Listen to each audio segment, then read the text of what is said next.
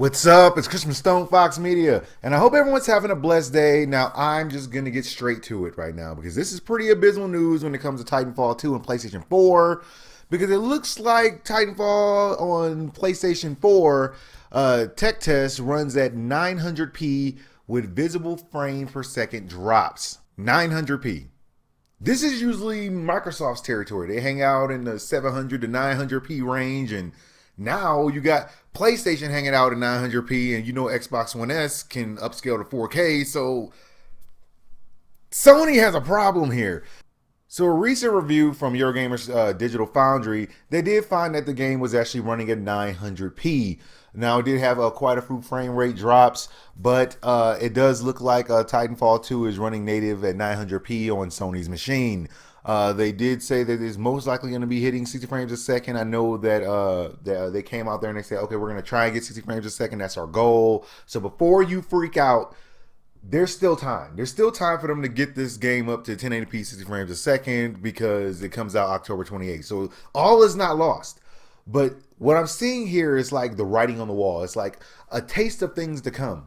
When you have Xbox One S that can actually, upscale to 4K, and then you have the PlayStation 4 as it stands, it can't compete with that Xbox One S. It was kind of a problem because Xbox One S is basically selling out in most of the places in Europe. Their sales are up. I mean, Microsoft is making a comeback. They're making a pretty big comeback here. And so I'm kind of sitting here wondering, wow, will PlayStation become the Xbox and Xbox becomes the PlayStation? It's like 900p only on PlayStation 4. I can't even fathom that thought.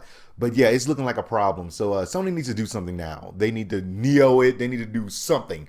Because just leaving it the way it is, while Microsoft is making all these moves and all these plans for the future, this is not going to be a good thing. I'm sorry if you're a Sony fanboy and you're just like, no, it's still awesome. It is an awesome system. But that does not mean that it's not without its faults. This could be a very big problem. So Sony needs to do something. They need to say anything. I don't care. I don't care. Just say something. Just get some buzz going around your Neo because no one's even talking about it anymore. Now, moving on from that news, it does look like a Half-Life 3 poster did appear at Gamescom. Of course, it did kind of catch people off guard. Gamescom does start on August 21st, but the poster is just hanging there. I think it's kind of cool that they're just kind of going, hey, Half-Life 3, you're probably going to get it. So, I mean, this is a really big deal. So I just figured I'd let you guys know about it. Maybe they took the poster down. I don't know. But if that's what they're teasing, then a lot of people are very excited about it. Now, moving on from that, and this one right here is actually quite shocking because Microsoft says that this may be the last console generation. That's right, you heard it. Maybe the last console generation. So in a recent interview with Aaron Greenberg, the head of Xbox Games Marketing, he did come out there and talk about the Xbox One Scorpio and that it's going to be the best thing since sliced bread and that they're rolling a big dice with this one right here. But one of the most interesting things that they did come out there and say was that I think that this is the last console generation. For us, we think that the future is without console generations, and we think that the ability to build a library community to be able to iterate with the hardware, we're making a pretty big bet on this with Project Scorpio. We're basically saying this isn't a new generation. Everything you have continues to move forward. We think of this as a family of devices. Now, do not lose heart because what he's saying is that it's the end of console generations as we know it. Console generations like PlayStation 3, Xbox 360, consoles that's been here for like 10, 12, 13 years.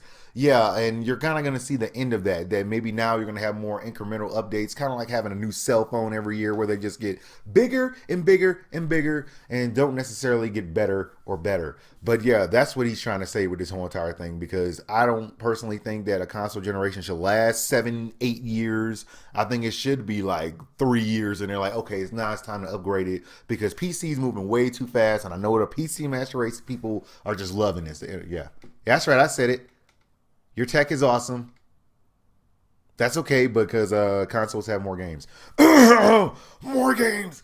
Not broken. No glitches. Just figured I'd put that out there. Console for life.